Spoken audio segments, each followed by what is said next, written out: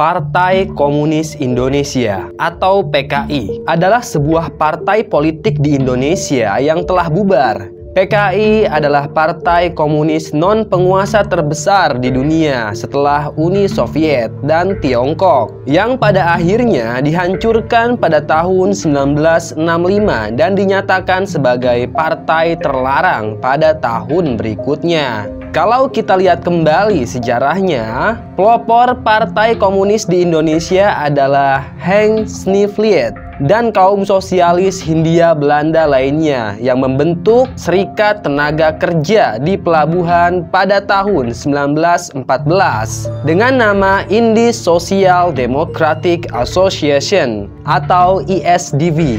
ISDV pada dasarnya dibentuk oleh 85 anggota dari dua partai sosialis Belanda, yaitu SDAP dan Partai Sosialis Belanda yang kemudian menjadi SDP Komunis yang berada dalam kepemimpinan Hindia Belanda. Para anggota Belanda dari ISDV memperkenalkan ide-ide Marxis untuk mengedukasi orang-orang Indonesia. Hal ini dilakukan untuk mencari cara untuk menentang kekuasaan kolonial Belanda. Dan pada Oktober 1915, ISDV mulai aktif dalam penerbitan surat kabar berbahasa Belanda yang disebut Het Vrije Woord, artinya kata yang merdeka.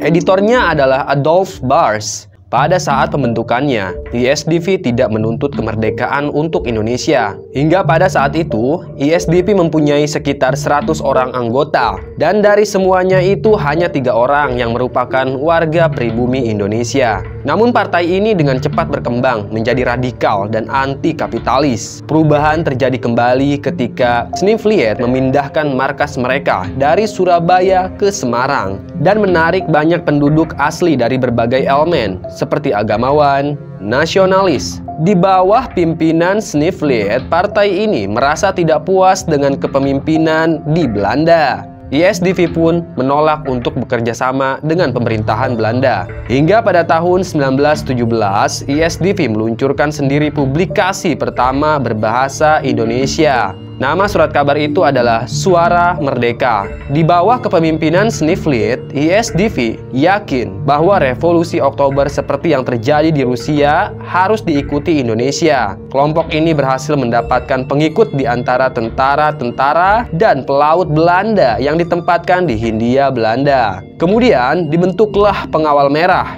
Dan pada akhir 1917, para tentara dan pelaut itu memberontak di Surabaya, di sebuah pangkalan Angkatan Laut Utama di Indonesia saat itu, dan membentuk sebuah Dewan Soviet. Para penguasa kolonial menindas Dewan-Dewan Soviet di Surabaya dan ISDV. Para pemimpin pemberontakan dari kalangan militer Belanda dijatuhi hukuman penjara hingga 40 tahun. Sementara itu, ISDV membentuk blok dengan organisasi anti-kolonialis Serikat Islam. Saat itu, banyak anggota Serikat Islam yang bergabung, seperti Semaun dan Darsono, yang berasal dari Solo. Mereka tertarik dengan ide-ide Sniffliet. Setelah kepergian paksa beberapa kader Belanda dalam kombinasi dengan pekerja dan Serikat Islam, keanggotaan telah berpindah dari mayoritas Belanda ke mayoritas orang-orang Indonesia. Hingga pada tahun 1919, ISDV hanya memiliki 25 anggota orang Belanda dari total anggota yang kurang dari 400.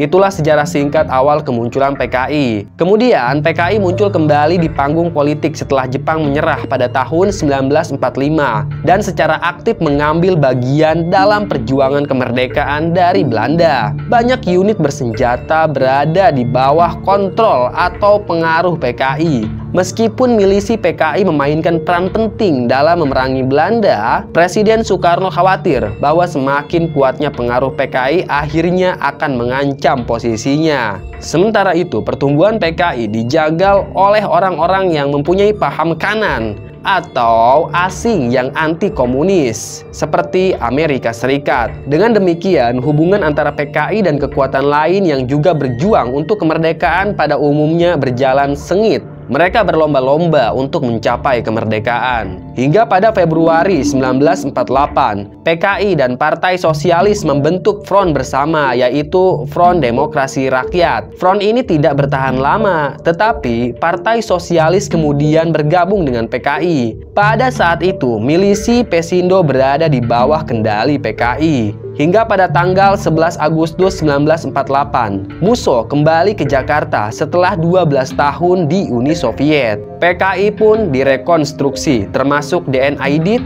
MH Lukman, dan Joto. Pada 5 September 1948, dia memberikan pidato anjuran agar Indonesia merapat kepada Uni Soviet. Dan anjuran itu berujung pada peristiwa pemberontakan PKI di Madiun, Jawa Timur. Hal ini diklaim oleh sumber-sumber militer bahwa PKI telah mengumumkan proklamasi Republik Soviet Indonesia. Tepatnya pada tanggal 18 September dengan menyebut Musso sebagai presiden dan Amir Syarifuddin sebagai perdana menteri. Dan pada 30 September, Madiun berhasil diambil alih oleh TNI dari divisi Siliwangi. Ribuan kader partai terbunuh dan 36.000 dipenjara. Saat itu, pimpinan PKI di Madiun berhasil dibunuh oleh para TNI. Ketika Musso mencoba melarikan diri dari penjara, Aidit dan Lukman pergi ke pengasingan di Republik Rakyat Tiongkok. Namun setelah kejadian itu, PKI tidak dilarang dan terus berfungsi. Rekonstruksi partai dimulai pada tahun 1949. Lalu PKI memulai kembali kegiatan penerbitannya dengan organ-organ utamanya yaitu Harian Rakyat dan Bintang Merah. PKI mengambil posisi sebagai partai nasionalis di bawah pimpinan DN Aidit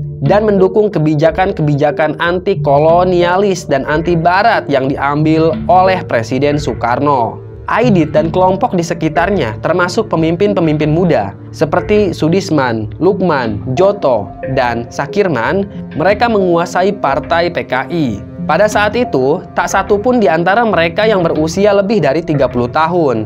Di bawah Aidit, PKI berkembang dengan sangat cepat dari sekitar 3.000 sampai 5.000 anggota pada 1950 hingga menjadi 165.000 pada 1954 dan bahkan 1,5 juta pada 1959. Oposisi lanjutan oleh Belanda terhadap Irian Jaya adalah masalah yang sering diangkat oleh PKI selama tahun 1950. Hingga pada Februari 1958, sebuah upaya kudeta yang dilakukan oleh kekuatan pro-AS, para pemberontak yang berbasis di Sumatera dan Sulawesi memproklamasikan Pemerintah Revolusioner Republik Indonesia pada tanggal 15 Februari. Pemerintah revolusioner yang terbentuk ini segera mulai menangkap ribuan anggota PKI di daerah-daerah di bawah kendali mereka. PKI mendukung upaya Soekarno untuk memadamkan pemberontakan, termasuk pemberlakuan hukum darurat militer. Pemberontakan itu akhirnya dikalahkan. Kemudian pada bulan Agustus 1959 terjadi upaya atas nama militer untuk mencegah penyelenggaraan Kongres PKI. Namun, Kongres tetap digelar sesuai jadwal, bahkan didatangi oleh Presiden Soekarno sendiri. Kemudian di tahun 1960, Bung Karno meluncurkan slogan NASAKOM, singkatan dari Nasionalis, Agama, dan Komunis. Dengan demikian, peran PKI sebagai mitra junior dalam pemerintahan Soekarno resmi dilembagakan. PKI menyambut baik peluncuran konsep NASAKOM. PKI memang disukai Soekarno untuk rencana demokrasi terpimpin dan merupakan pendukung aktif Soekarno. Kemudian pada pemilu 1955, PKI menempati tempat keempat dengan 16% dari keseluruhan suara. Partai ini memperoleh 39 kursi dari 257 kursi yang diperebutkan dan dapat 80 kursi dari 514 kursi di konstituen. Saat itu PKI memang sedang berjaya dan Mas Yumi merasa tersaingi oleh PKI. Kemudian secara terbuka menuntut supaya PKI dilarang. Serikat buruh yang pada umumnya berada di bawah pengaruh PKI mulai menguasai perusahaan-perusahaan milik Belanda. Penguasa ini merintis nasionalisasi atas perusahaan-perusahaan yang dimiliki oleh asing. Perjuangan melawan para kapitalis asing memberikan PKI kesempatan untuk menampilkan diri sebagai sebuah partai nasional. Pada Februari 1958 terjadi sebuah upaya koreksi terhadap kebijakan Soekarno yang mulai condong ke timur di kalangan militer dan politik sayap kanan. Mereka juga menuntut agar pemerintah pusat konsisten dalam melaksanakan UUDS 1950. Selain itu, pembagian hasil bumi yang tidak merata antara pusat dan daerah menjadi pemicu. Soekarno saat itu bertindak menyeimbangkan antara PKI, militer, fraksi nasionalis, dan kelompok-kelompok Islam yang terancam oleh kepopuleran PKI. Pengaruh pertumbuhan PKI menimbulkan keprihatinan bagi pihak Amerika Serikat dan kekuatan Barat anti-komunis lainnya. Situasi politik dan ekonomi menjadi lebih tidak stabil.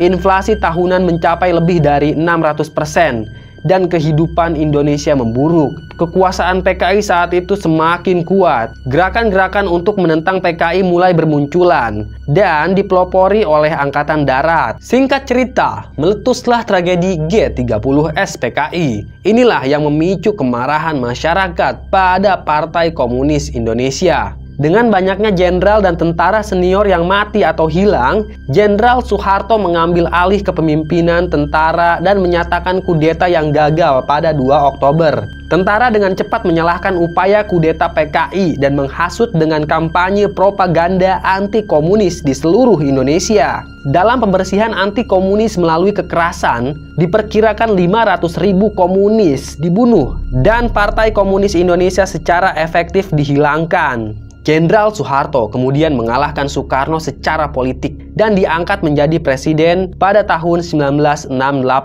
karena beliau sudah menguasai militer dan pemerintah. Sementara itu, Presiden Soekarno berkali-kali melakukan pembelaan bahwa PKI tidak terlibat dalam peristiwa sebagai partai, melainkan karena adanya sejumlah tokoh partai yang bertindak di luar kontrol dan terpancing oleh inisiasi Barat. Oleh karena itu, Soekarno tidak akan membubarkan PKI. Namun kemudian setelah Soeharto berkuasa, sang jenderal langsung membumi hanguskan PKI sampai ke akar-akarnya. Namun di sisi lain, pembersihan itu memakan banyak sekali korban.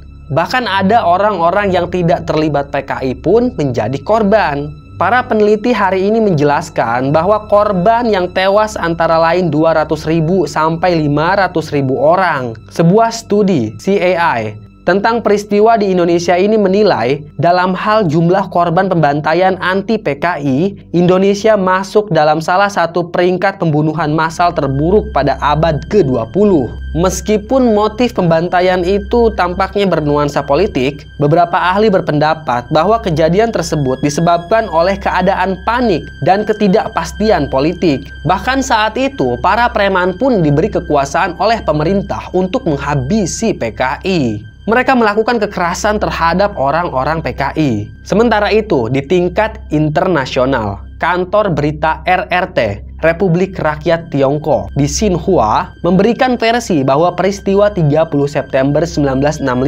adalah masalah internal Angkatan Darat Indonesia yang kemudian diprovokasi oleh Dinas Intelijen Barat sebagai upaya percobaan kudeta oleh PKI. Di antara daerah-daerah yang terkena dampak terburuk adalah Pulau Bali, di mana PKI telah berkembang pesat sebelum tindakan kekerasan tersebut. Kemudian, di tanggal 22 November, DN Aidit ditangkap dan dibunuh. Di bulan berikutnya, militer menyatakan bahwa Aceh telah dibersihkan dari komunis. Pembersihan ini sangat sistematis di seluruh Indonesia. Banyak orang yang dipenjara, diasingkan, bahkan dihabisi. Penjara-penjara di Jakarta begitu penuh. Hampir seluruh penjara digunakan untuk menahan anggota PKI. Banyak tahanan politik ditahan tanpa dasar yang jelas. Sejak saat itu, identitas bangsa Indonesia berubah total. Semangat anti-kolonialisme hilang dan anti-komunisme menjadi dasar identitas bangsa. Kebencian terhadap sesama orang Indonesia menjadi basis untuk membentuk siapa warga negara yang jahat dan yang baik. Beberapa peristiwa yang menggemparkan itu dituangkan dalam novel fiksi populer dan difilmkan dengan judul yang sama, The Year of the Living Dangerously pada tahun 1982. Meskipun mendapat perlawanan secara sporadis, PKI berdiri dengan lumpuh setelah pembunuhan 1965 sampai 1966. PKI saat itu tanpa ada pemimpin dan tidak terorganisir. Mereka pun diluluh lantahkan. Sampai tahun 2004, mantan anggota PKI masih dilarang dan masuk dalam daftar hitam dari banyak pekerjaan, termasuk apabila ingin bekerja di pemerintahan. Sebagaimana kebijakan rezim Soeharto yang telah dijalankan sejak pembersihan PKI tahun 1965.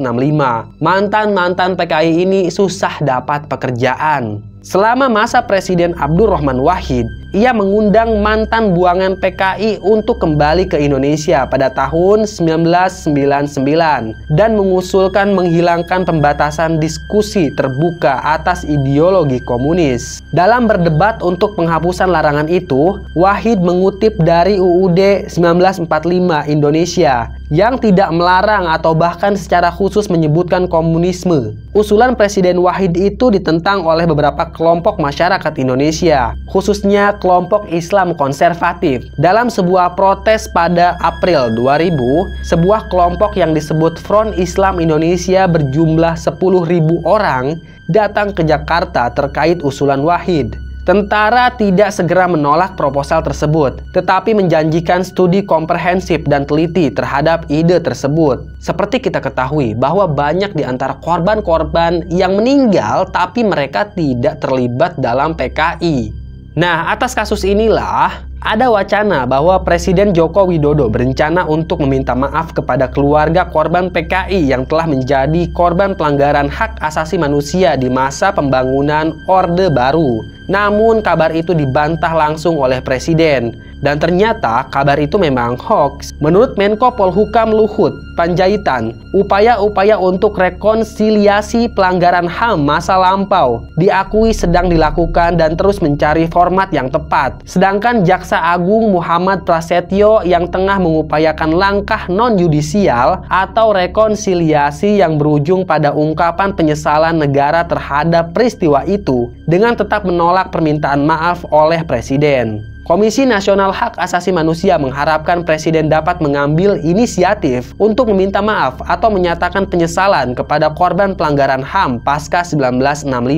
Mengingat dampaknya begitu besar berkelanjutan ke anak, saudara, keturunan terkait. Dengan tidak berdirinya proses peradilan pada peristiwa 1965, bahwa saat itu tidak semua korban yang sudah dibunuh, ditangkap, dan dibuang itu terlibat dalam aksi komunisme. Orang-orang yang tidak berdosa inilah yang ikut dibantai oleh rezim Orde Baru. Namun, beberapa ormas dan elemen agama menolak wacana permintaan maaf tersebut dan menggelar aksi unjuk rasa. Banyak yang menolak permintaan maaf terhadap PKI dengan alasan PKI telah melakukan pembunuhan terhadap 7 jenderal. Permintaan maaf terhadap PKI juga ditolak oleh Kasat Jenderal Gatot Nurmantio. Penolakan permintaan maaf terhadap PKI juga datang dari budayawan Taufik Ismail, karena menurutnya PKI telah 3 kali memberontak, yaitu tahun 1927, 1948, dan 1965. Kemudian muncul pertanyaan, apakah PKI masih ada sampai saat ini?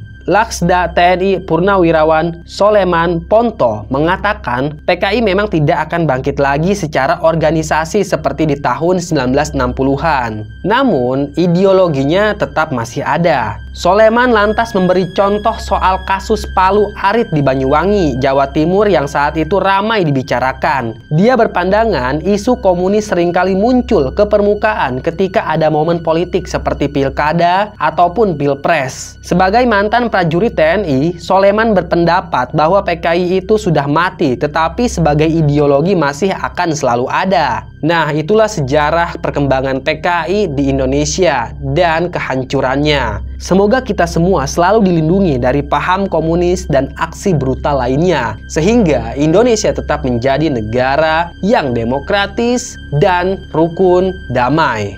Sekian dari Mbah, tunggu kisah-kisah selanjutnya. Tetap sehat dan salam merinding.